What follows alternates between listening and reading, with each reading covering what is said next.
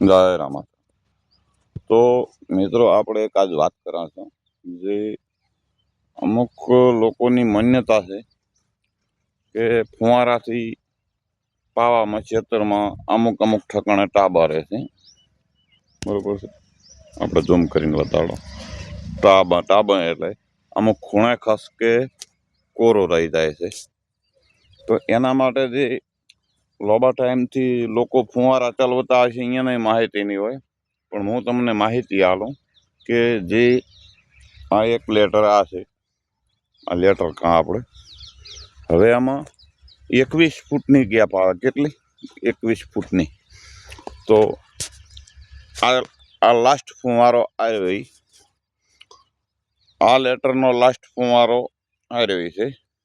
તો હવે એની વચ્ચોવચ્ચ સેન્ટરમાં એક ફુવારો આ બાજુએ,